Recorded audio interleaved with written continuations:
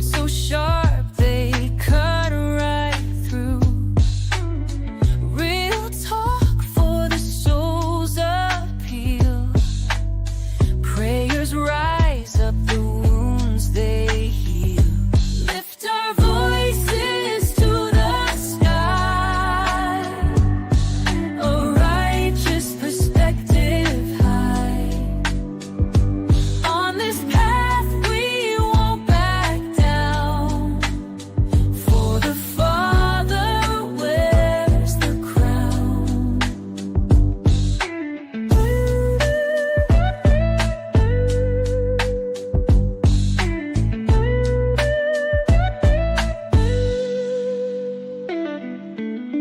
Each step brings another fight. Breaking chains, we're seeking light. Voice of power won't be tamed. With His love, we're never ashamed. Lift our voices to the sky. A righteous perspective high. On this path we won't back down. For the Father wears the crown. From the ashes we shall rise. Hope is found deep in our eyes. Every word a battle cry. With the Father none deny.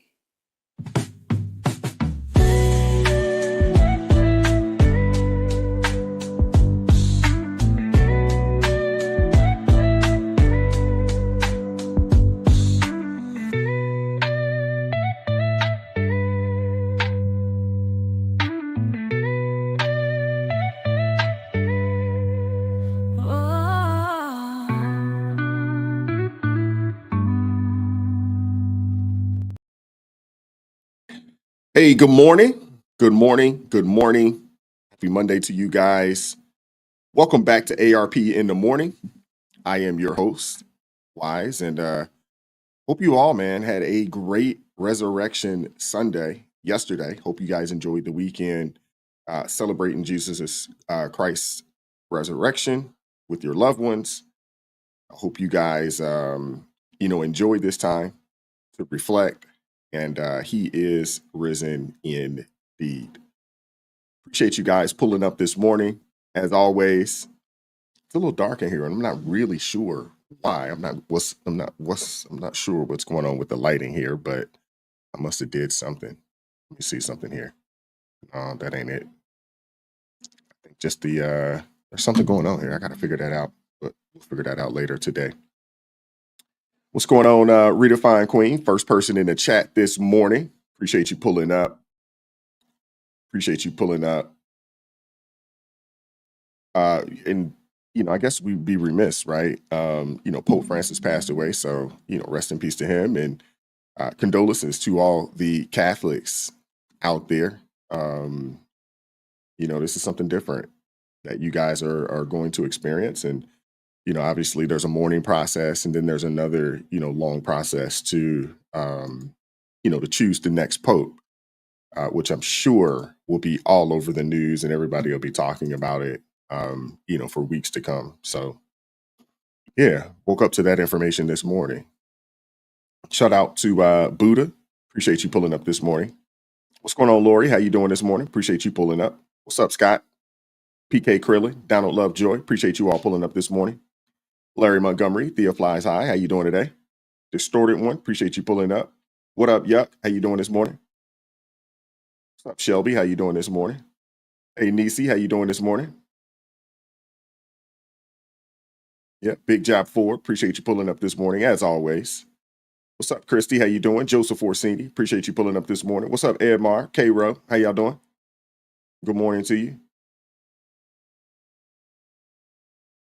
Who else we got up in here? We got Hobo Rob Prospecting. Appreciate you pulling up this morning. What's up, Billy W? Deborah. Appreciate you pulling up this morning. Got a Marylander up in here today. All right, we got a few folks from Maryland that support the channel. What's up, Marta? How you doing this morning? Toy Mafia, appreciate you pulling up. What's up, Marie? How you doing? Karen, how you doing this morning? What up, Eric? How you doing this morning?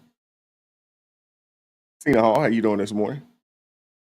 What's up, William Walker Grimsworth? Appreciate you pulling up this morning. Krista Knight, how you doing this morning? Steve Edminster, appreciate you pulling up this morning. What's up, B? How you doing this morning?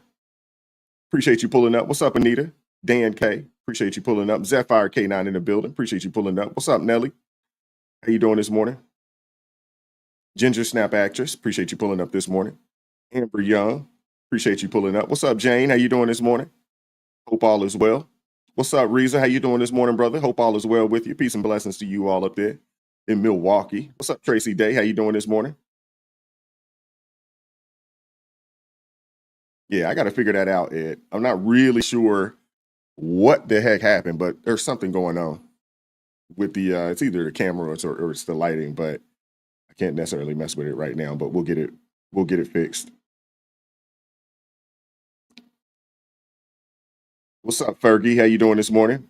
James Crow, how you doing this morning? Appreciate you pulling up. Pasta Bucks, appreciate you pulling up this morning. What's up, Dean? Seabergy, appreciate you pulling up. What up, Daniel? Kate, how's it going this morning? Shout out to Beth S., new ARP family member. Appreciate you. Thank you for supporting the channel. Thank you very much. All right. What's up, Tina Hall? Deborah Jones, appreciate you pulling up this morning. Let's get ready to get the show kicked off here. We're going to figure out these, we're going to figure out this lighting situation. We'll get it fixed. It looks like it was a little better, but not much. Yeah, I don't know what's going on because I hadn't touched stuff, this weekend, but we'll get it figured out. That's all right. We'll get it figured out. No worries. No worries. We're not going to let it stop anything. What's up, Edward? How you doing this morning? Appreciate you pulling up. Let's get the show started, man. Make sure you guys hit that like button for me if you haven't done so already. We have, 117, up in here in the building, 123 people in the building. So make sure you guys hit that like button. What's up, RJ Hudson? How you doing this morning? Linda Valentine, appreciate you pulling up. As always, make sure y'all hit that like button for me. Share the stream, Facebook, Reddit, all that good stuff. If you could. Yeah, I know, Hobo Rob. You gotta love the technical difficulties. Hey. It is what it is. It is what it is. But anybody that wants to support the channel, I definitely appreciate you guys joining the ARP family, or buy your man a coffee. That link's in the description box below. Super chats will stop the show. Super thanks will stop the show. They will be addressed as quickly as possible. I appreciate everybody. I hope you guys enjoyed Friday's show. And if you hadn't had a chance to watch Friday's stream, man, or broadcast, it was phenomenal.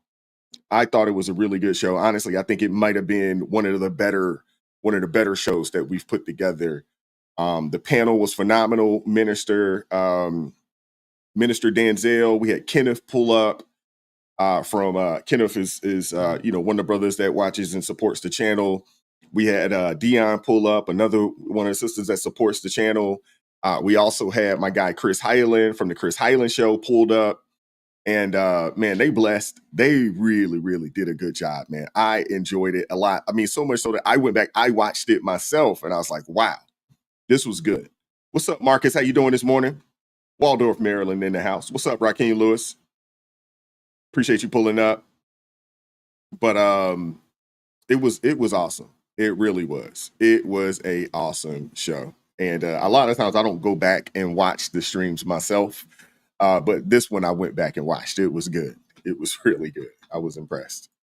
But I appreciate you guys, man. Let's get the show kicked off. Protests across the country, from Denver to Midtown Manhattan. To right outside the White House, people voicing anger at the Trump administration, including over its recent immigration actions. Everyone should have due process. No one should be just taken away and locked up. This as the Supreme Court today telling the Trump administration to halt its deportation flights of some detained Venezuelans in Texas, individuals it is claimed are gang members and should be deported under the Alien Enemies Act.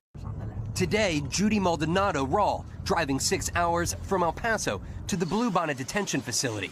Her husband, Eduardo Dabuin Rawl, a Venezuelan national, among them. Why did ICE say that your husband was detained? Because of his tattoos. In this video she shared, her husband making a plea hours before his then imminent deportation and denying he is a member of the Tren de Aragua gang, saying we are simply being unjustly judged because of our tattoos. Dabuin Rawl's wife says he came to the country legally in 2023 through a parole program, which the Trump administration has since tried to eliminate. But a federal judge earlier this week temporarily blocked that effort. Has he been charged? No, we don't have any charges. He's never been given anything. NBC News was not able to locate any state or federal criminal records for Dabuin Rawl. On Friday night, he says he was among the Venezuelans heading to an airport at the exact same time a federal judge heard arguments from lawyers trying to stop the men's deportations. They were told, well, you were lucky you were sent back because you were going to El Salvador, not Venezuela. Then they... Well, Venezuela said that they don't have any interest in taking any of these people back. But let's dive into it real fast. We got a good amount to get into. I wanted you guys to see this because for the life of me, I don't understand why this is the hill that the Democrats want to die on. But this is where we are. And we got to dive into some of the top stories from over the weekend. You know, we got to do it. And I on purpose didn't do a lot of work over the weekend on purpose. I know there's a lot of folks, man, they want to, you know, they got to put content out on a day-to-day basis, even on a holiday weekend. I just chose not to do so. But there's a lot going on. And while the rest of the country was, you know, winding down, enjoying family, on a extremely important holiday, here in this country, the Supreme Court filed an after-hours order that threw a wrench into the next scheduled deportation flight, that the Trump team had queued up. ICE had already bussed a group of Venezuelan nationalists to the tarmac, paperwork stamped, engine humming, ready to, route these guys through El Salvador before untimely, booting them from the United States. And then all of a sudden, out of nowhere, SCOTUS issues a temporary stay. It's not a final judgment. It's not a constitutional smackdown. It's a stay, but it is a pause. They just hit the pause button, while the Fifth Circuit finishes chewing on, last minute ACLU lawsuits. So essentially, this all went down, in North Texas at the Bluebonnet Detention Center. It's about 24 miles north of Abilene, Texas. And you have these Venezuelan migrants, that were being held, and the Trump administration essentially is using, what we've been talking about, on this channel for quite some time, which is the 1798 law, that, it's called the Alien Enemies Act. And we discussed what the Alien Enemies Act is, and we've kind of gone down that rabbit hole a few times already, but he's using that act to deport these people. And he's claimed that, these folks, they're tied to gangs such as Tren de Aragua or MS-13. And the thing is what we do know is that a lot of these guys, man, they have the ink, they have the, they have the tattoos with the insignia on there. They brand themselves. But the ACLU, they swooped in with an emergency appeal saying that these guys, weren't getting due process. And, because of that, they could be sent to prison in El Salvador, whether they're, actually gang members or not. So these people are, they're fighting tooth and nail for supposed gang members. That is the hill that, these folks want to die on. That is the hill. But let's keep going. Reporting found that there is a group of men down in Texas, Venezuelan men, who have already been informed that they could soon be deported under the Alien Enemies Act. But early Saturday morning, the Supreme Court temporarily blocked those deportations. So walk us through the ruling and how the White House is responding. So earlier in the week, the ACLU and other advocates sounded the alarm and said that a group of Venezuelan men detained at that Texas detention facility were facing imminent deportation under the Alien Enemies Act, that 18th century wartime statute that is at the center of this legal battle between the Trump administration and advocates across the country. And they said the men had been given notices that they were being accused of being part of this notorious gang known as Tren de Aragua. But we know now that the Supreme Court has blocked those deportations of this specific group of men held in Texas for the time being. But this will not be the final say in this case. And the Justice Department has already said that it should be allowed to carry out these deportations, and that the Supreme Court's order was unprecedented and premature. Okay, so I'm not sure if you guys, if you know, all of you guys know what the ACLU is, but ACLU stands for American Civil Liberties Union. That's what it stands for. The organization it was founded back in 1920, and it was meant to make sure that the civil rights of American citizens are not infringed upon. That's what it was about. I don't think it was initially meant to protect illegal immigrants.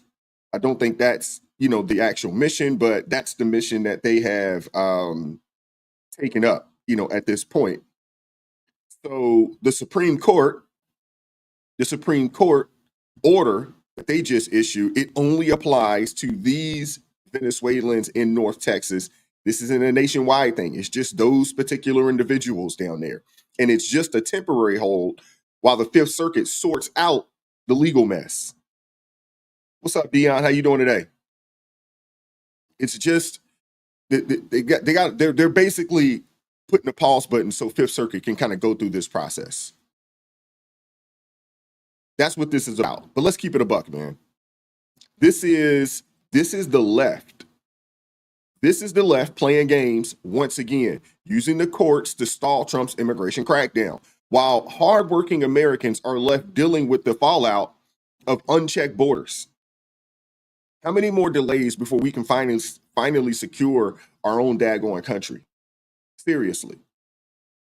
How many? Because you already know legacy outlets, you know, were blaring that, you know, they were blaring.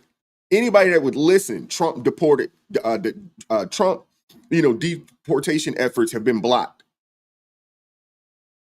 They were, you know, sharing this, you know, like banners on Times Square on New Year's Eve.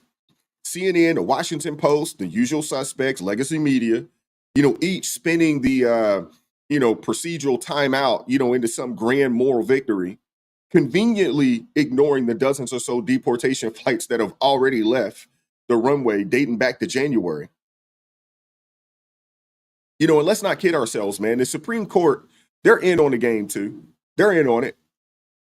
I mean, you've got justices bending over backwards to hit the pause button on deportations, acting like these migrants, some of them who are tied to violent gangs, such as MS-13, Tren de Aragua, are just misunderstood souls who deserve a second chance. I don't understand that, and I don't like it at all. And meanwhile, Democrats are cheering from the sidelines, desperate to save these illegal criminals, these illegal migrant or you know, immigrant criminals. You got Senator Van Hollen, you know, flying down to El Salvador to rescue a deported MS-13 member. I mean, this is insanity. They'll cry about due process while ignoring the due process of American citizens who just want safe streets. And here's the kicker, man. The American people are not buying it. There's multiple polls out there that show overwhelming support for these deportations. There's multiple polls out there. Most people do not like what's happening right now. They don't.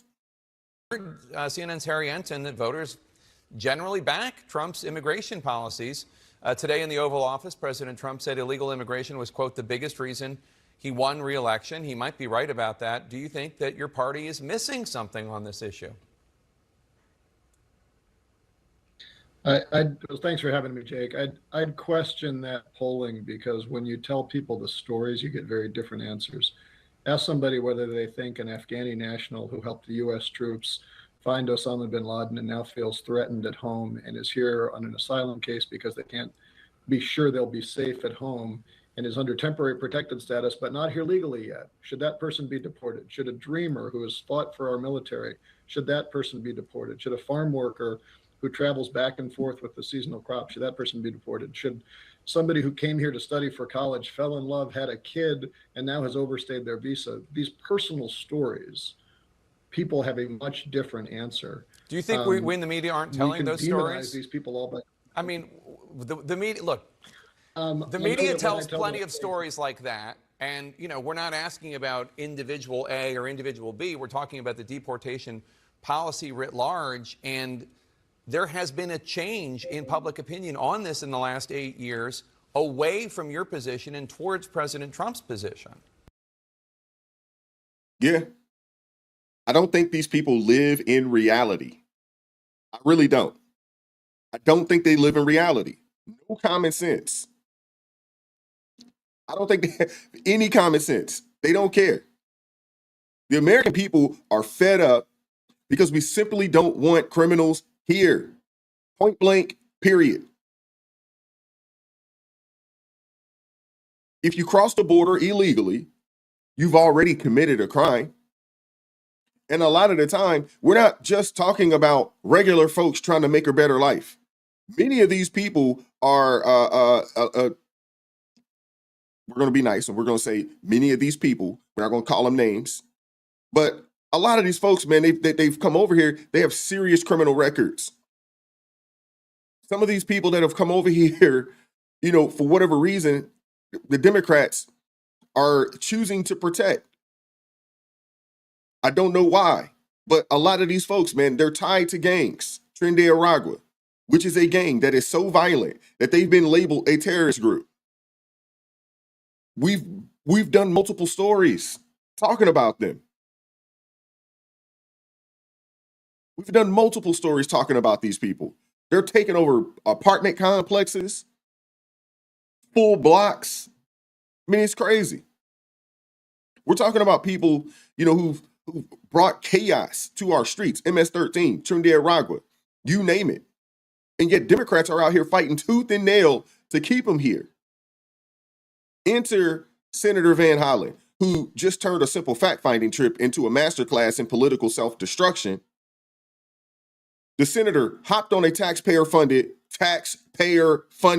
flight to El Salvador to meet Kilmar Abrego Garcia, a man the Trump administration once deported for illegal entry into the country. He also has alleged ties to MS-13. He's been cited for domestic violence. He has two, not one, but two restraining orders from the woman that he was with. And typically, again, some of the women in the chat, man, y'all can attest to this. Typically, most of the time when domestic violence happens and a young woman or a woman in general goes and gets, you know, a restraining order, typically before that restraining order happened, she had already suffered multiple domestic abuse situations. It's happened multiple times before they actually go and get a restraining order. And in her situation, knowing that he's illegal, knowing that this could potentially get him deported, I would assume that she held off on it until she absolutely had no choice but to do it because she felt like her life was in danger. So this dude, you know, obviously 2 restraining orders for domestic violence and human trafficking. Van Hollen insists that he made the journey just to check on Garcia's well-being and assure Garcia's family that he's alive and apparently, you know, sipping mocktails by the hotel pool. So how did the meeting go down? This guy, Garcia, showed up in street clothes, no cuffs, no orange jumpsuit. He just showed up like a daggone tourist who lost his passport. Hotel staff, they roll in goblets that look very similar to margarita glasses. And you had the Salvadorian government, proposed to holding, this entire sit down by the pool. Palm trees swaying in the backgrounds. All of that to sell a narrative that life in custody is a 5-star getaway. Now, we know that that's not the case. The senator claims that he shut all that down, but the photographs still caught cushy chairs, chilled drinks, and enough sunlight to fuel a Corona commercial. Just saying, man. Just saying. Look at this guy. Look at this guy. And right on cue, President Bukele's, his PR team blasted the snapshots across social media. He said that Garcia is living the dream. It's just crazy. And during the Sunday show circuit, Van Hollen, he tried to spin the fiasco, into a sermon, on due process rights. And according to him, the only story that matters is compliance with the Supreme Court order instructing the administration to facilitate Garcia's return so that he can appear before an immigration judge, only to be deported again. It's a waste of taxpayer money. That's what this is. Salvadorian authorities, they argue that, he argues that, kidnap an American resident, in his words, an American, and must send him back. This dude is not an American citizen. The senator conveniently omits that U.S. courts, they've never granted Garcia citizenship. He overstayed and ignored removal orders.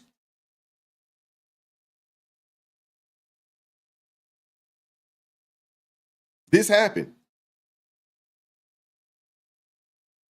And court evidence or not, this dude has tattoos that federal agents say match MS-13, MS-13 symbols. But why let, those details spoil the narrative, right? Because that's who they are. That's what they do. They're going to give enough information, but they're going to leave out some critical information because we know they got some folks out here that, they gotta, tug at the heartstrings. That you are sticking your neck out for somebody who maybe down the line is proven to be connected to MS-13. I want to be very clear. I'm not vouching for the man. I'm vouching for the man's rights, his constitutional rights to due process. And the proper place to litigate that is in the courts.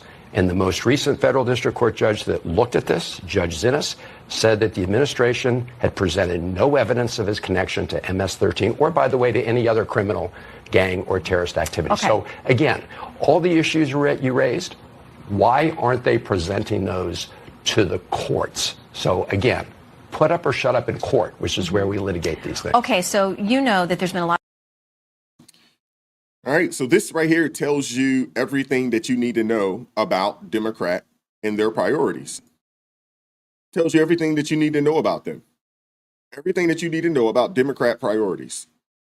They'd rather protect an illegal migrant, criminal, with tattoos that showcase that he is a part of MS-13.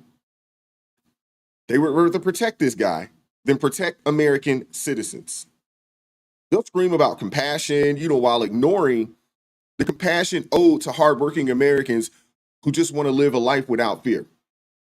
And Scott Jennings, y'all know Scott Jennings, man, my favorite guy on CNN. He's my favorite guy over there.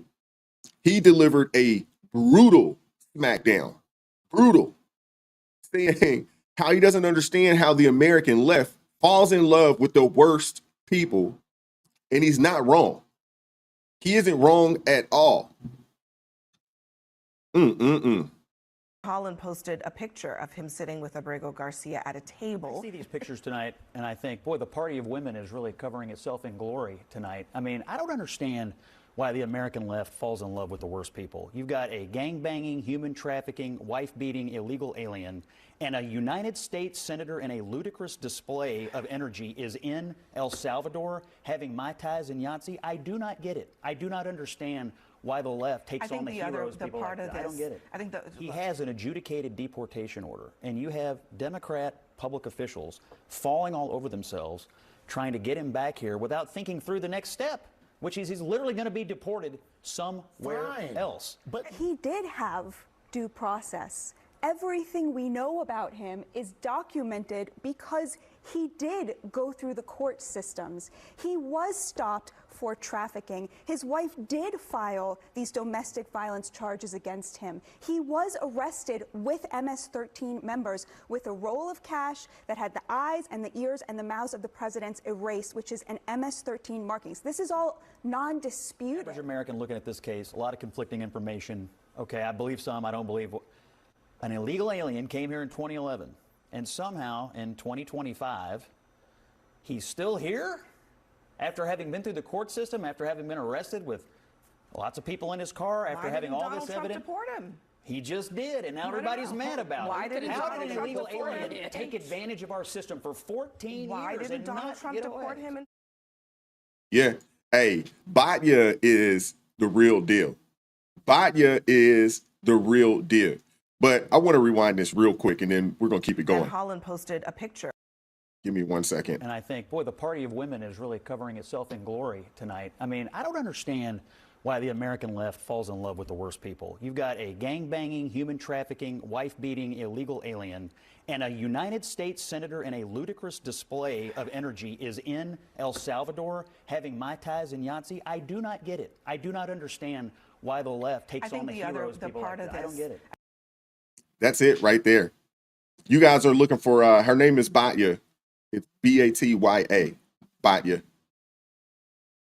Ungar Sargon, I believe that's how you pronounce her last name.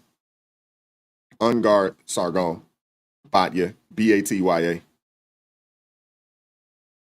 Ungar Sargon. That's who you guys are discussing in the chat. I'm watching.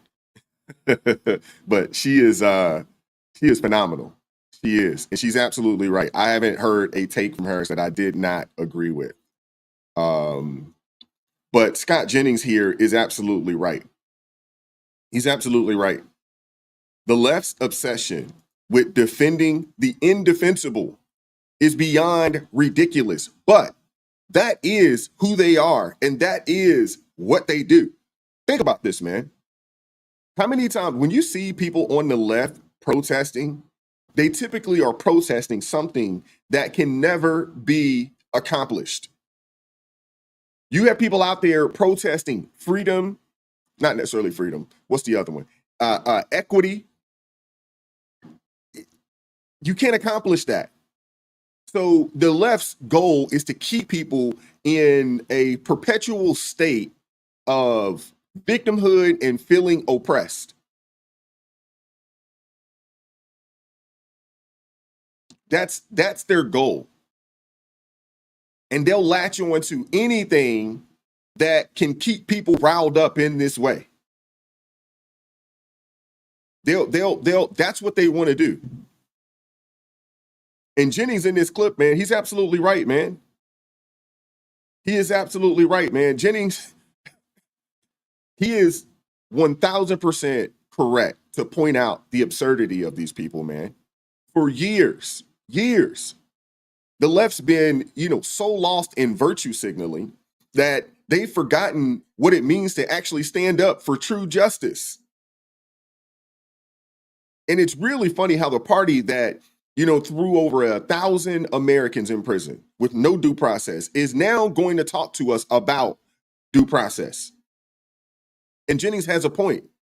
Mai Tais and Yahtzee, with a gang member? Really?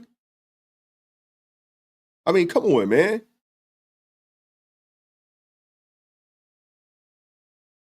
And Van Hollen, man, he is a disgrace. He's a disgrace of a senator, man. And the people up here in Maryland aren't real happy with the guy right now.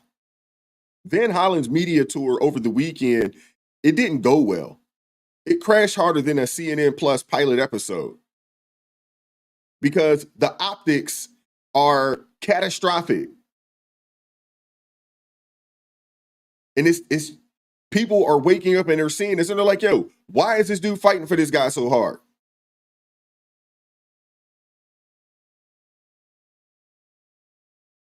Back home, you had Angel families watching the coverage in disbelief. Patty Morin, mother of the victim who was unalived out here in Maryland, Rachel Morin, blasted Van Hollen for spending her tax dollars, to wine and dine with an alleged gang member, while ignoring her daughter's brutal death at the hands of another illegal alien. Even CNN's Dana Bash, she pressed him. And we know what time it is with Dana Bash, but she pressed him, asking, what if it turns out that he is actually an MS-13 gang member? Which we know he is. But just the fact that even the media is starting to ask questions, you know what that means. You know what that means.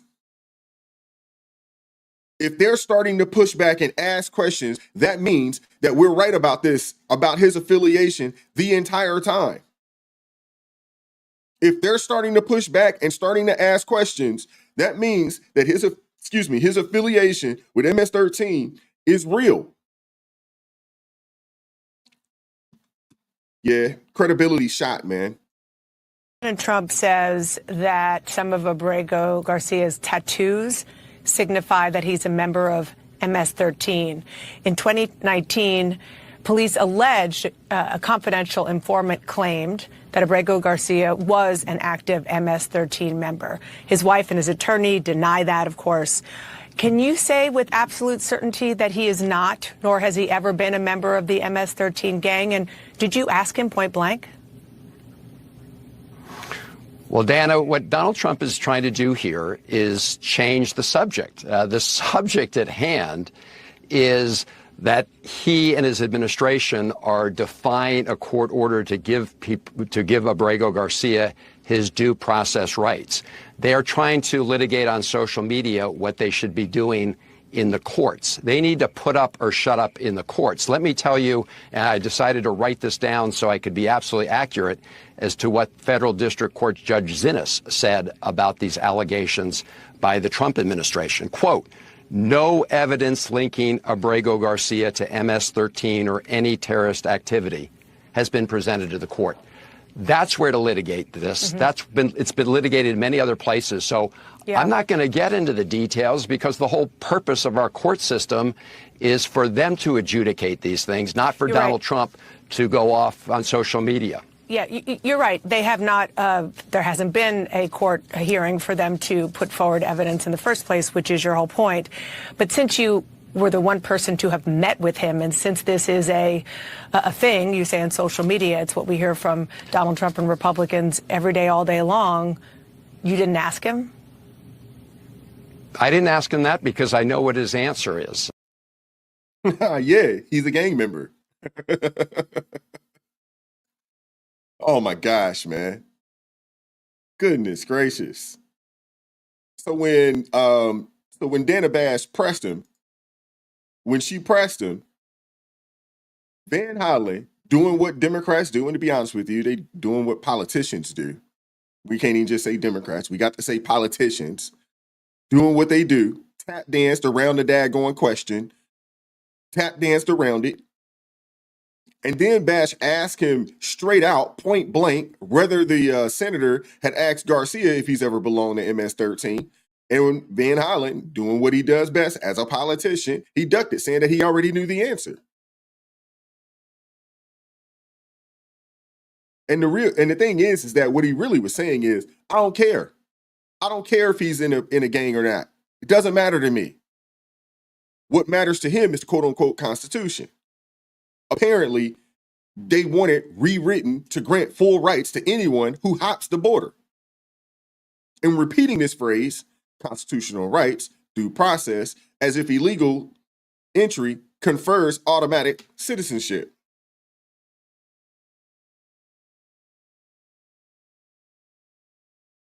And the fact for him to come out and say that there's no evidence that Garcia is tied to MS-13, there's no evidence, really? Man, these people, man, his credibility is shot. Credibility shot. Now I want to show you guys something. And shout out to Kenya. I'm gonna pull you up here in a second. Give me one quick second here. I want to show this to you guys. And before I get into that, shout out to Kenya from Cali for the $9.99 super chat. Thank you very much. She said, back in the day, the news, goodness gracious, I hate when that happens. Back in the day, the news would bring on a gang task force expert in Spanish gangs and confirm or dispel whether Kilmar was MS-13. Now they act like it just can't be known. You're absolutely right. Well, the thing is about legacy media isn't really interested in getting to the truth. They're not really interested in that. They're not interested in telling the truth. They're interested in pushing a narrative. They don't care about the truth. The truth doesn't help them. They need to be able to push a narrative. But you're absolutely right. There was a time when they would bring on an expert, somebody from, either California or, maybe they're part of the federal government, a former task force agent or something along those lines that would, get in there and clarify some things. But this particular picture right here, I don't know if you guys can see it, but you can see this is his fist. You can see it, right there. You can see what's on his fist. And even some Democrats, they realize that the optics stink. They realize it. You can see it right there on his fist. California's governor, Gavin Newsom, he flat out called the saga a distraction from real bread and butter issues, like the economy. Van Hollen shrugged off the advice, insisting that fighting for one man's constitutional rights is never the wrong thing or never the wrong hill to die on. This is crazy. But the reality of it is, it's not one man, it's a symbol. And that symbol screams to swing state voters that Democrats will cross oceans for gang-tatted non-citizens, but ignore working class Americans crushed by open border chaos. Here's what Van Hollen, and his friends refuse to grasp. Most Americans don't care about the hair splitting. They see Democrats bending over backward for alleged MS-13 associates, while fentanyl overdoses skyrocket, homeless encampments sprawl across blue state sidewalks, and wages get crushed by illegal labor. That's what we see. Van Hollen's photo op, by the pool, it's a gift to every pro-border security candidate running in 2026. It's a gift and exposes a bigger issue, and it exposes a bigger truth. And that is that the Democrats, they love an open border policy. It lets you know that their border messaging is a dumpster fire. They lost in 2024 because voters watched caravans of people roll in for 4 years, unstopped, untouched. And they just allowed these people to just flood in the nation. They tried to make it seem like we did not see what we saw. And instead of learning from it, they're doubling down, flying senators to Central America to rescue non-citizens, and then going on TV to argue those non-citizens are more American than the taxpayers footing the bill for his, he was about to cuss because this is making me mad. But you got taxpayers footing the bill for this jack to go down there.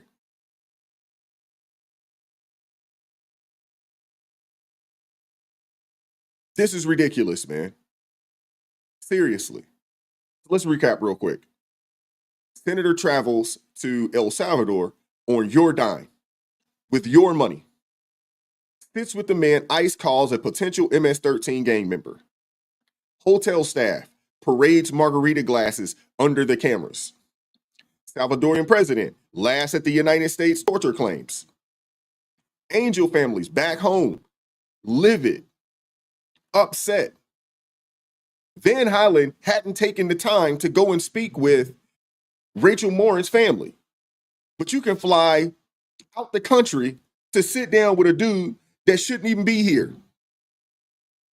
CNN, of all places, grilled said senator harder than he's ever grilled Garcia. And then the senator, Van Hollen's takeaway is that, hey, I will not abandon one man's constitutional rights, except the man that he's fighting so hard for isn't a citizen and isn't actually entitled to those rights in the same way. And even if he finds his way back here in this country, will likely end up on the same deportation flight, once again, wasting, taxpayer money. People, what I just described is the modern Democrat Party. These are tone deaf, optics blind, and obsessed with playing hero to illegal immigrants, while average citizens struggle to pay rent and stay safe. This is ridiculous, man. This is ridiculous. Shout out to, give me 1 second here. Shout out to I'm a Hunter. Thank you for the $49.99 super chat, man. God bless you. Thank you very much. I appreciate it. He says here, what's these? Okay. Y'all got to work with me on the grammar. What these people fail to mention now is that the Supreme Courts don't handle deportations. That would have been the immigration courts, which are part of the executive branch of our government. So the Supreme Court is overstepping their bounds.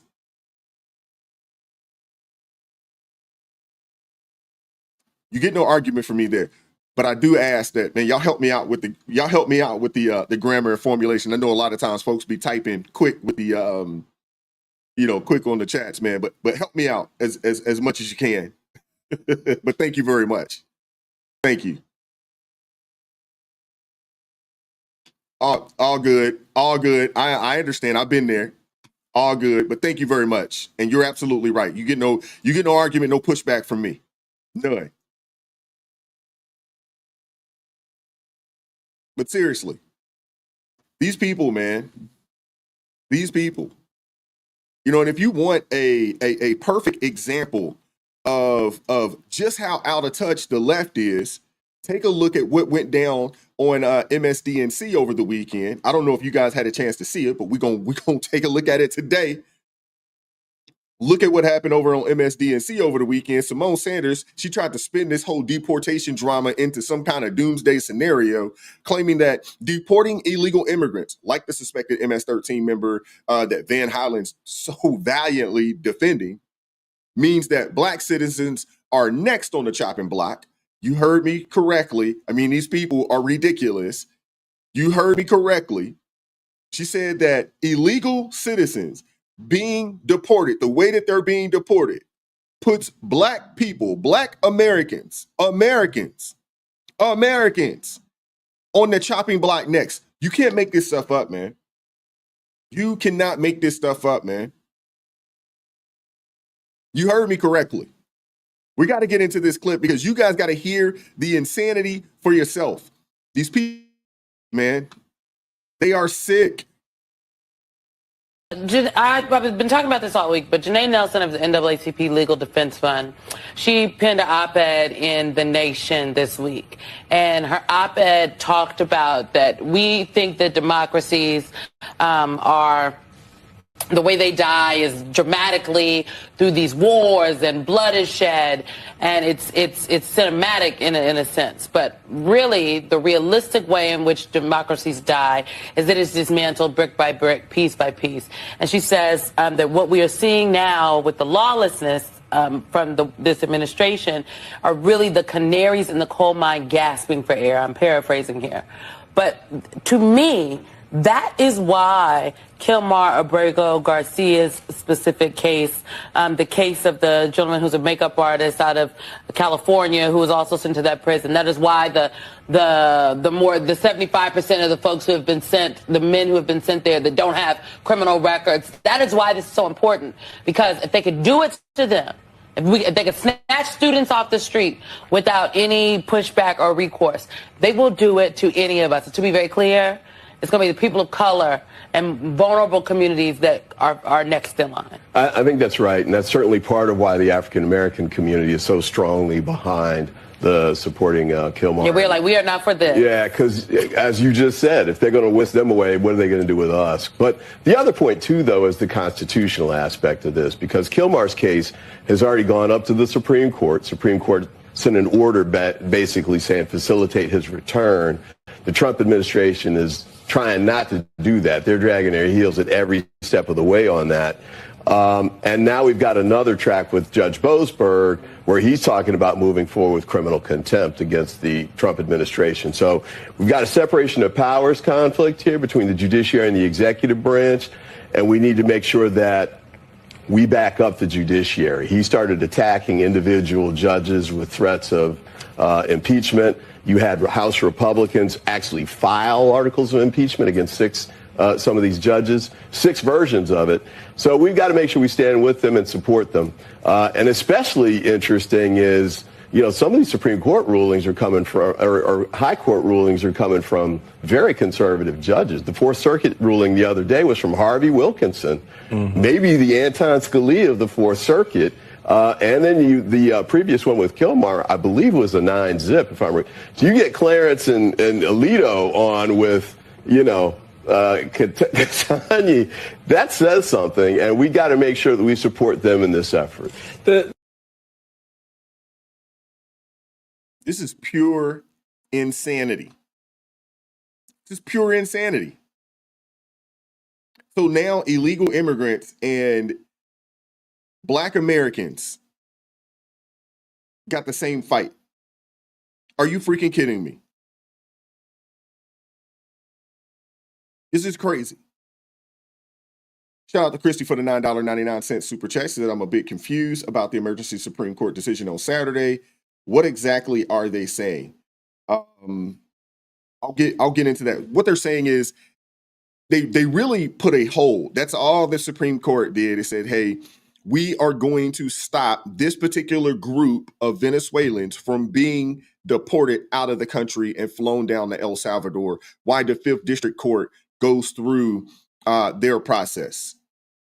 That's really what the Supreme Court did. They didn't really get involved because I don't think they really have a leg to stand on in this, or if they got a real dog in the fight, the Supreme Court. But there was a case and they're allowing it to play out. It's a 5th District Court's case, and they're allowing it to go out. And it doesn't stop everybody from being deported. It's just these particular individuals.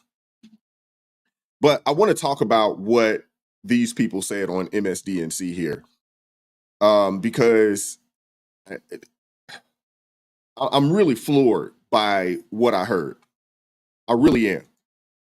Simone Sanders, is out here on MSDNC, straight up saying that deporting a suspected MS-13 gang member like Kilmar Abrego Garcia is a slippery slope to deporting Black American citizens. Now, the crazy thing is that I want to know, where are you deporting us? Seriously. This is our country. We are Americans. Where are you sending us? Seriously. This is the type of foolery that you get from legacy media. This is the type of foolery that you get from the Democrat Party. It is the party of fear-mongering. Now they want to compare illegal immigrants to Americans that have been here in this country for a very, very long time. Black American citizens, actual citizens, born and raised here. This is next level fear-mongering. Next level fear-mongering. And it's so far removed from reality that it's almost laughable. I mean, this kind of reckless rhetoric I mean, it is ridiculous, but I mean, I guess we shouldn't expect anything less from our people, from our folks over there on the left. Sanders is trying to scare people into thinking that enforcing our immigration laws somehow will put you in the crosshairs. This is insanity, man. This is insanity. Seriously. Enforcing our immigration laws will put Black Americans in the crosshair.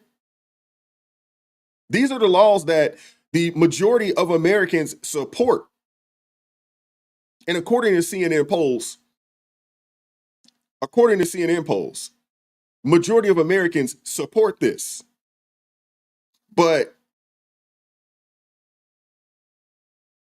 getting rid of, deporting illegal immigrants somehow will lead to citizens being rounded up based on their race? Oh my goodness, man. Now, what we do know about Simone Sanders, given her her view of America as quote unquote systemically racist, if she was honest, she would welcome being deported to a more enlightened country. Just saying. But we know that's not the case because we know they have to have something to complain about. And that take there by both of these idiots is a super reach. And anybody that's still watching and listening to and believing these people, goodness gracious, man. Kenya from Cali says, I know a lot of very intelligent Black people that believe MSNBC and are scared. This is crazy to me. It is crazy to me. Are you freaking kidding me? I'm trying to figure out where they gonna send you.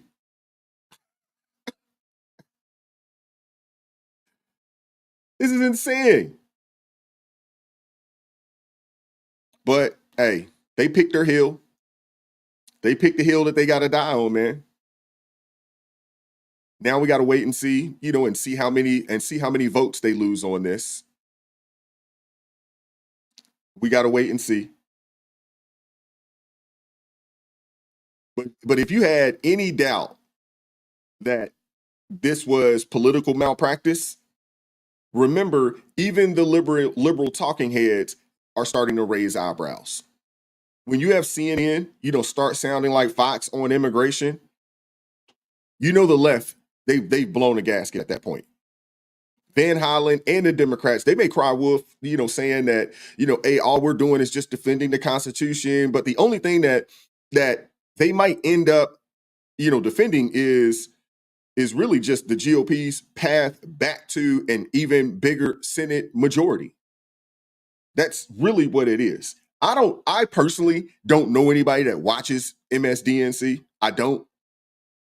But if somebody comes to me and says, "Hey, they're deporting illegal immigrants," and now I was watching MSD, I would just have to sit down and have a conversation. Like, come on, man, y'all can't possibly believe this. You can't possibly believe that because they are deporting illegal immigrants that you are next. Like, as a Black person, you in America. Like, come on, man, stop it. Stop it. It's freaking ridiculous. But that is what the left does. And we know, because I did a video on it last week, we know that they're on the church circuit right now. They're on the church circuit and they're going to speak to, quote unquote church folks. And we're going to call them church folks. We're not going to call them Christians. We're just going to call them church folks. Because anybody that allows, a Jim Clyburn to come talk to them in their church, we can't call them Christians. We're just going to call them church folk. It's just, it's crazy. It's crazy. My cousin today, he had mentioned it, Kenya. And, there's a lot of folks out there. You're right. They are brainwashed. You have a lot of folks out there. And you have a lot. The thing is that I'm almost convinced that the more educated they are, it's not that they are, and they're not, education doesn't mean smart or intelligent. It means you've really just been indoctrinated. So I think the higher you go up academically, master's, PhD. A lot of these people are shot, man, because they've been in these liberal indoctrination camps for large swaths of their time, of their life, a large amount of years. When you think 4 years, another 2 years of master, and another 3-4 years to get a PhD, you're talking a decade, and a lot of it is your younger years, and they've just been inundated with just far left progressive ideology. I think a lot of them, man, they're just supremely indoctrinated. I don't know if there is any help in waking them up, because a lot of them are brainwashed. A lot of them are heavily indoctrinated. Heavily indoctrinated. And Dion, you're absolutely right. There is a difference between church folk and Christian followers. You are absolutely right. There is a difference. There is a difference.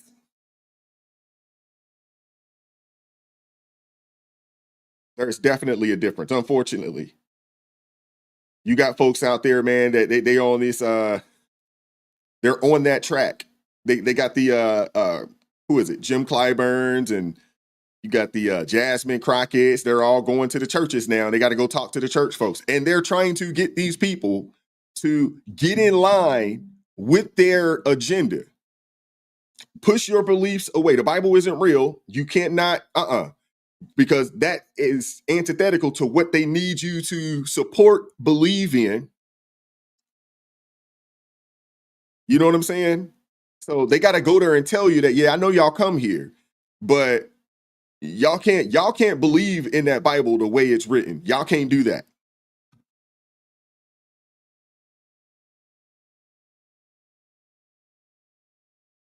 Yep, Kenya.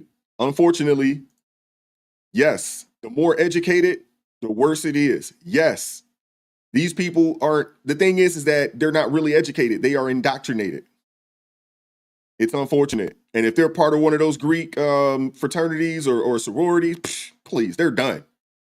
They are done. You can't tell them. You couldn't teach them or tell them. They wouldn't listen to you.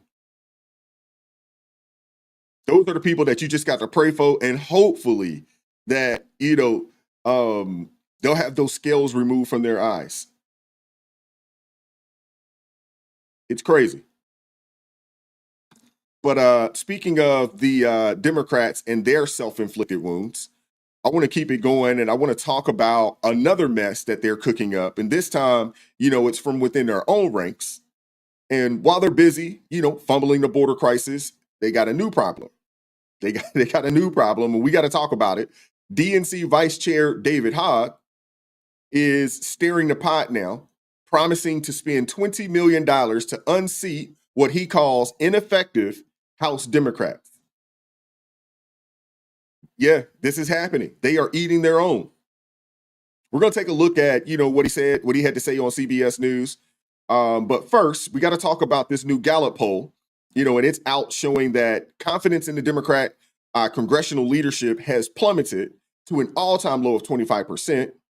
The current rating is also well below the 45% average confidence level that Americans have had in Democrat congressional leaderships dating back to 2001. And what are the Democrats doing about it? Not a whole lot, because they're not listening to the American people. They're not trying to rebuild trust. They're just doubling down on the crazy. They're doubling down on the crazy. And it's easy to double down on the crazy when you have a swath of people that will just believe them, that will just believe anything that they say. Shout out to Christopher Canty. Hopefully I'm pronouncing that properly. Thank you for the $10 super sticker. God bless you, man. Thank you for supporting the channel this morning.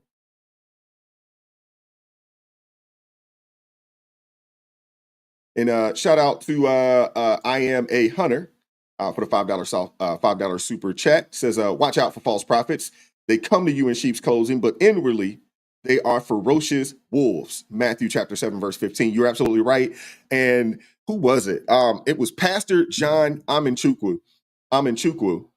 He talked about this. He had when Bishop Patrick L. Wooden was out for a little bit, Pastor John Amanchukwu kind of stood in for a little bit. He had 2 sermons back to back, one on a Thursday for Bible study, another on a Sunday, where he talked about the ravenous wolves and those that come in sheep's clothing, but inwardly they are exactly what you described. Shout out to you, I'm a Hunter. You're absolutely right there. You're absolutely right. Appreciate that, man. Well, and the reality of it is this, Christopher. Information is as free as it has ever been in the history of mankind. It's not a situation that you can't get the information because it's out there. It's not, that isn't the case. Information is as free and accessible as it has ever been in the history of mankind. But you have a lot of people that are ignorant, not because they have to be. A lot of it is because they want to be. Hear me now. You got a lot of people that are ignorant, and I don't say this to denigrate. I mean that they don't know, not because they have to be, but because they want to be. Because the information is out there. If you want to know it, information is out there. But on the flip side of that, you have people that would rather, watch whatever their, favorite, what do you call those, reality shows and all this other kind of stuff. That's their preference. They don't care to know what's going on in the world. They don't care. And then when they finally decide that, hey, I'm going to go get some information, they'll go watch MSDNC or they'll go watch CNN and say, oh, yeah, because they for sure tell you the truth. That's where they'll go. And I know this was true. Man, I don't really get into that politics, but when they do get their information, they'll go to MSDNC. Let me just see what they're talking about over there. And I tell people all the time, I was like, that's not where you want to get your information, man. You want to probably look at some independent platforms or go to Ground News or something along those lines where you can get a story. You can get all the sides of a story. You can get the right, the left, and what's down the middle, just the factual information. And then you take the time to read it and then come up with your own conclusion based off of what you've read. But, that would require some work. That would require some work. But the left, man, they have people like David Hogg, a 24-year-old gun control activist. 24-year-old gun control activist turned DNC vice chair, in a leadership position. And he's basically out there making things entirely worse for these Democrats. They're in trouble, man. They're in trouble. Social media criticism you've gotten. Matt Bennett from the Clinton-Gore era. This is insane behavior. John Anzalone, pollster most recently for President Biden. Yeah. $20 million should be spent on swing state legislative races, meaning state legislative races, and down ballot, not on this. Steve Shale, a Florida Democratic strategist, saying the DNC's vice chair should be focused on this kind of engagement, meaning engaging in places in battleground states where Democrats have lost ground, not over which Dem in a plus 20 seat should be primaried and knocked out. Look at the last results of the previous election. Those are the purported experts that brought us here. Just to say, it's not personal, right? I don't take those attacks personally in this regard. This is a strategic disagreement. And I want to be clear. All this money that we're raising is not only being spent on primaries by any means. That is the story that a lot of journalists and media run with.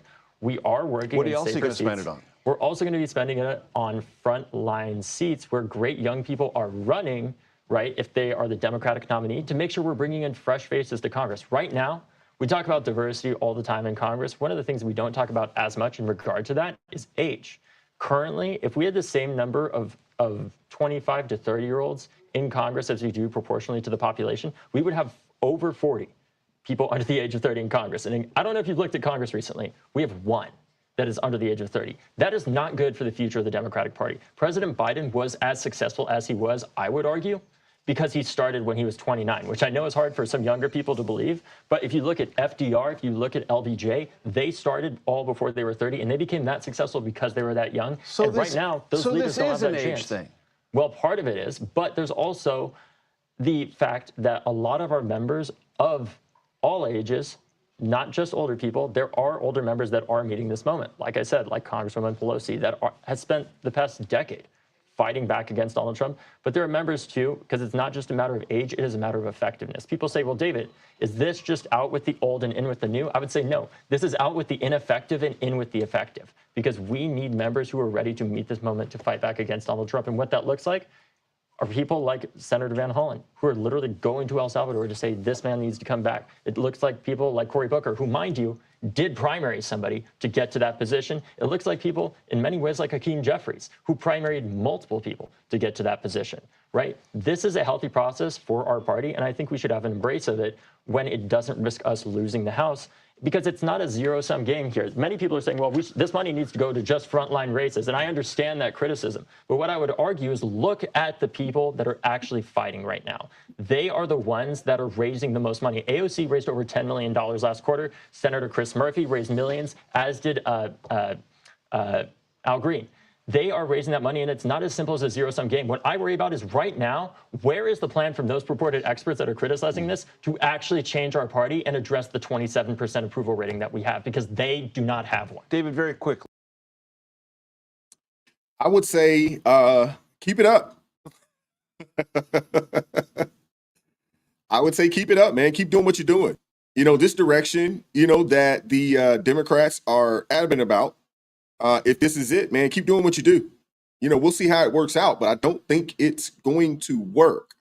They want to move to a more and more radical place. You have a lot of folks saying, man, we don't need to go in that direction. That's what this guy wants to do. He wants to push this thing all the way far left.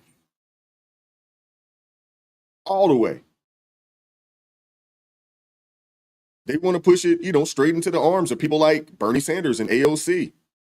You know, a Harvard-Harris poll just showed that 72% of Democrat voters want their party to take a more aggressive stance against President Trump. That's what they want, 72%. And they want to follow the lead of Sanders and AOC, you know, who's been basically rallying crowds nationwide, pushing for things like government-run health care that we know will not work. Fighting billionaire influence. The crazy thing is that they are all multimillionaires and they're all funded by billionaires. I mean, this is crazy. But that's what they want. That's what their party wants. The problem is that it's not enough of them. And that's why they have to say things like what what's her name? Bald-head lady. I can't think of her name now. But they got to say things like, oh, you know, illegal immigration, you know, it's an actual Black American thing, when it's not. Because they see folks falling away from their party. Like, we can't do that. You know, in Hog Stunt, you know, it's honestly another step down. You know, it's another step down the path of trying to replace moderates with far left activists, super far left progressive activists who'll double down on the same progressive pipe dreams that lost them the race in 24. So we know it's not going to turn out well for them. We know it's not. And Gen Z, who, you know, Hogg thinks he's speaking for, is actually trending more conservative than ever. Gen Z, who this particular individual, Hogg, they're trending more conservative than ever because they're seeing that, hey, it isn't working. It's not working for us. We don't want it. We're not interested. And House Democrats are furious at this guy. Axios reported that they're calling it a huge mistake. You know, they're saying Hogg's putting his ego, you know, over party unity. But that also shouldn't surprise you either, right? That shouldn't surprise you. It really shouldn't.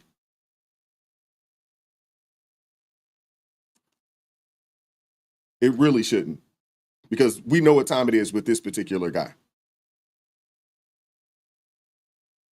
But confidence in the Democrat Party right now is in their leadership. You know, it's at a pathetic 25% right now. And instead of course correcting, they're letting radicals like Hogg and Sanders and AOC, steer the ship straight into an iceberg. And they're forging ahead, ready to purge moderates and replace them with Twitter revolutionaries, while Republicans are cheering from the cheap seats. The establishment is stuck. If you lean right and alienate the base, or lean left and hemorrhage swing voters, hemorrhage votes from independents. There's no middle lane for the left at this point, man. There isn't. They're going all in on the far left progressive agenda. They're going all in on it. And all of that has happened while the GOP is drafting a more of a populist economic package on tariffs, border security, energy abundance, things that actually polls well with the working class, with young people, because they got a chance to see, like, man, I graduated college and stuff is so expensive. I can't afford to make it out here.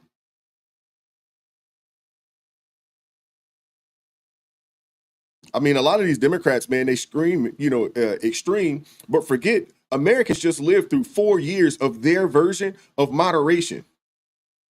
And that left us with runaway inflation, grocery bills that are out of this world. $100 in groceries don't go far these days. A housing crisis, from Seattle to Miami. This is crazy. Young people not able to purchase homes. Young people, heck, forget about purchasing a home. Young people not even being able to rent an apartment. 1-bedroom apartments are going for $2,500 a month in some places.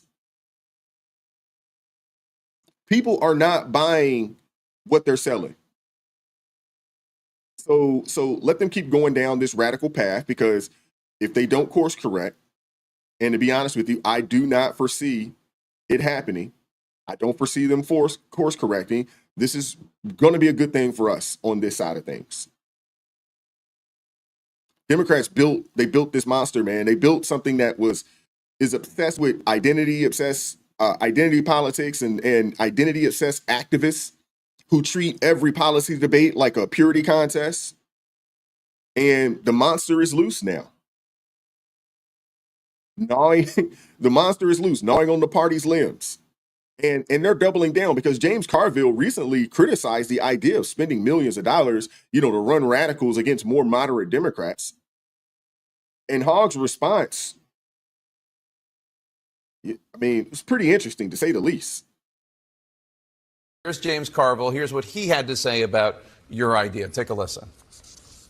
The most insane thing I ever heard is the vice chair of the Democratic National Committee is spending $20 million running against other Democrats. Aren't we supposed to run against Republicans? What's your response? What's his plan to deal with our 27% approval rating? That's my question to him. The fact of the matter is, right now, our party is in a crisis. We are seeing people lose faith in our party. They're losing faith in democracy across the country. And we need to make sure that we're getting people to vote for Democrats, not simply because we're not Donald Trump, but because we have a better message, a better option for them. Not simply the less bad of two options, as I think Carville tries to promote when he says, well, we just shouldn't say anything. Carville believes in a politics of being timid, of hiding. I believe in fighting. And that is what people want to see right now from the Democratic Party. And we just saw an example of that with Senator Van Hollen going to El Salvador to say, we need to meet with this man. And yes, Democrats obviously are in the minority right now. But let's be clear, we cannot win back the majority if we do not convince the American people that our party offers something that isn't just not Donald Trump, but is substantially better than Donald Trump, that fights to lower costs for Americans across the country, whether it's healthcare, housing, or the foundational building blocks of the American dream that feels so out of reach for people, or addressing gun violence. We can't simply just hide, as Carville repeatedly promotes, not to mention the fact that, frankly, he has not won an election since before I was born. I think it's time for some new voices in our party. When were you born? 2000. Well, I guess that. So anyway, I can hear James Carville's head exploding all the way from New Orleans when you called him timid. And James, you're welcome back on the show next week. And you Happy to talk more. And you can respond. So basically, he called him old. Now, I do agree with him to an extent of, the parties being old, and that's on both sides. You got some folks in there, man, that's been in there for so daggone long that, we definitely need to get some younger people in there. The approach that he wants to go, though, is, he wants the super far left progressives. Woo! It doesn't seem like that's a recipe for success. But this young dude, man, he's not backing down. He is not backing down, and he's doubling down on his $20 million plan to primary ineffective Democrats, even pointing to Van Hollen's trip to El Salvador as some kind of shining example of what the party should be doing. Defending illegal migrant criminals over American citizens. This is the Democrat Civil War in full swing. And it's getting uglier and uglier by the day. And Reince Priebus, hopefully I'm pronouncing his name properly, he had something to say about this the other day. He had a thing or two to say, about how this whole situation is going to work out for Democrats in the long run. Doing things like making excuses for criminals. He's got something to say about this. I need you guys to see this. It's a clip. I don't know how great it is, but I want you guys to see this. Former party chairman Reince, how would you handle a vice chair who was going to primary? Well, I'll answer and then I'll explain it. I mean, unfortunately, David, I'd have you removed from the party because I think, number one, I think you're sincere. I don't question that. I think you're right. The Democrats are a complete mess. They have no movement. I don't think that's exactly what he said. They've got no. Well, he said they've got no message. They've got no movement. They've got no leader. I mean, it doesn't get any worse than that. I mean, you're defending Harvard. You're traveling to El Salvador for MS-13 gang members. But here's the point. You're taking $20 million. If I'm looking at someone, my vice chair of the RNC, taking $20 million for another effort, it's $20 million out of the DNC's pocket. You can't be on the board of the Fishing and Forest Company and on Greenpeace at the same time. There are places for groups to hold the party accountable. I think it's right. Yeah, let me push back against that. This was not an MS-13 gang member, and you damn well know that. Oh, come on. He was not. Okay, and so keep defending this guy. The administration admitted this was wrong. In America, we have due process, and we are a land of law and order. We are a land of law and order. And this administration is repeatedly showing time and time again they do not care about what the Supreme Court says. They do not care about the rule of law. And you cannot defend sending people to another country. Just did a poll to another country where they don't have Americans rights. Think that where he's all being denied illegal immigrants due process, should be deported, and so much more. by the way. So you're losing your effort. So if you want to try to defend the constitutionality of deporting a illegal immigrant that's here. He checked in with immigration services every single year. He's here illegally. The Intel community, every Intel community agency and the White House say he is a member of MS-13. Hey, Reince. Okay, Reince. You made your point. And you're losing the political argument. Wait, you can't win this. Well, there is a constitutional real fast. Look, so... What's going on, Pete? What's going on, Mark? How y'all doing this morning? Appreciate y'all pulling up. What up, T.A. Caskey? Appreciate you pulling up this morning. Hey, Reince he's 1,000% right for calling out the Democrats, man. For being a total mess. He's absolutely right. No message, no movement, no leadership. But that's what it was the previous 4 years as well. We literally had a president who decided that he was going to go on vacation for half the daggone time he was in office. And the other time that he was in office, wouldn't speak to anybody and wouldn't have a conversation with the American people without the teleprompter. We don't know who wrote what he was saying. So the party itself hadn't been with real leadership for quite some time now. And the country didn't have real leadership for 4 years. Thank you, Pete, for the $2.99 super sticker. Thank you very much. Appreciate the love. Thank you very much. With 4 years of no leadership, and look at where it got us. You know, at this point, you know, like Rents, you know, we're all sitting back watching them implode from the inside out. We're all watching it. And then he goes after Hogg, you know, on the Abreu Garcia case. You know, he isn't buying Hogg's defense, you know, of this guy. And he's not the only one. You know, there's a lot of folks, you know, like, man, y'all keep defending him. You are digging your own hole. And I gotta say, man, he's got a point. Hogg's obsession with the rule of law sounds hollow when the left's been soft on crime for years. All these Democrat-led cities, what did they do? They basically defunded the police, and they allowed crime to run rampant in their cities. Look at San Francisco. Look at Oakland. Look at Baltimore. These people allowed crime to just go crazy in their cities.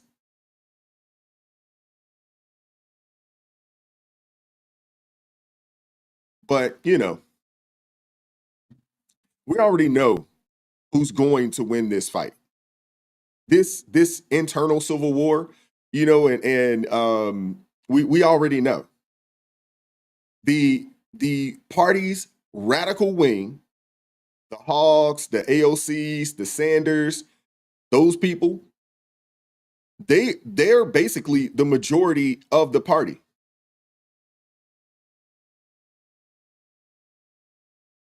The moderates are losing ground fast in the Democrat Party. Now, Hoggs, you know, he's got the grassroots energy, you know, he's got the donor cash, and he's got the loudest voice, or at least, you know, some of the loudest voices in the party behind him. But here's the irony.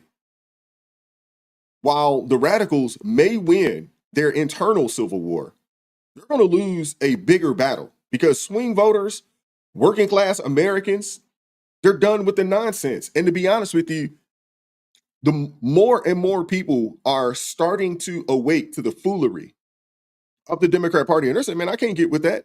Now, I ain't saying that they're going to go Republican, but they'll probably go independent. You got a lot of people out there, man, they want border security. They want lower prices. They want jobs, not more lectures on systemic injustice from some 24-year-old soy boy activist. Nobody wants to hear that. Democrats right now are setting themselves up for a full-on bloodbath in the midterms. And to be honest with you, I say let them, man. Let them keep doing what they're doing. Let the radicals take over the party, and more people will move away from them. Because you can't support these people in good conscience. You just can't. Because the more that they lean into the craziness, the more they lean into it, the more seats are going to flip.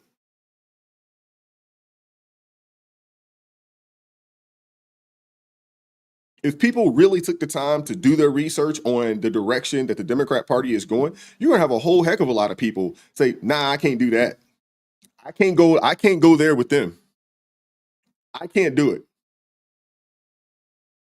I'm going to open it up, man. I don't know if anybody would like to call in today, but I'd love to hear from you guys. I'm going to drop a link here in the chat for anybody that would like to pull up here. I'd love to hear from you guys this fine Monday morning for a little bit. We'll keep it open for probably 10 or 15 minutes if we see if anybody would like to pull up and say what's up this morning. You know, I hope you guys enjoyed the show today. Give me 1 second.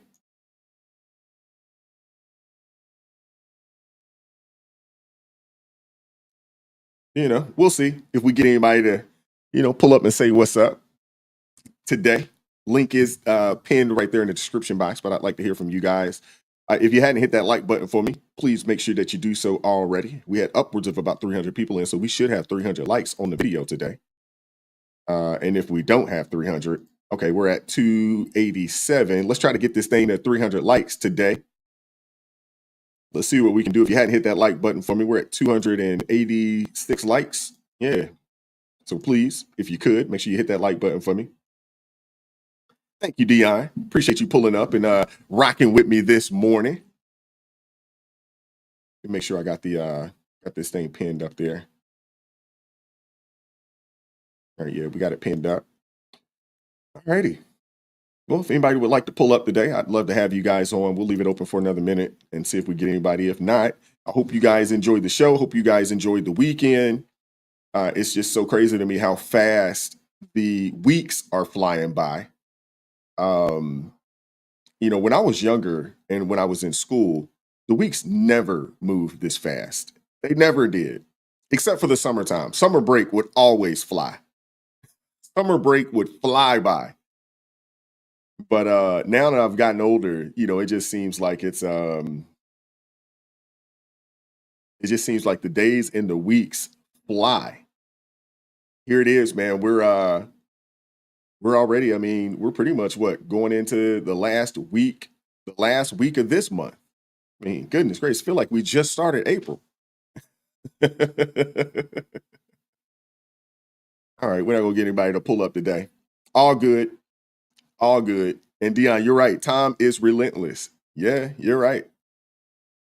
But I appreciate you guys pulling up this morning, man. I hope you guys enjoyed the show. If you have not hit that like button for me, please make sure you hit that like button for me on the way out the building. I appreciate everybody that supported the channel financially today. Shout out to the Blues, T.A. Caskey, B, Zephyr K9, Brent Montgomery. Appreciate you all. If there's anybody else in there that would like to be a mod, shoot me a message. Let me know. I can make that happen pretty easily. But I definitely appreciate you guys as always. Lord willing, we'll be right back at this thing tomorrow morning. Y'all make sure y'all show Kenneth some love. I think he's still in the chat. I don't know if he's still in the chat. He might have dipped already, man. But he did a good job on Friday, man. And definitely appreciate you, brother, pulling up and being a part of the panel on Friday. That was awesome, man. I enjoyed that a lot. I really did. I enjoyed it a lot, man. But hope you guys have a great Monday. You know, make it a great day today. Keep God first. Stay prayed up. Stay prayed up. It is crazy out here in these streets.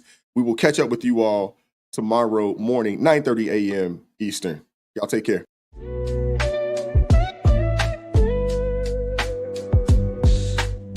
Vibes so raw, can't hide the truth. Words so sharp.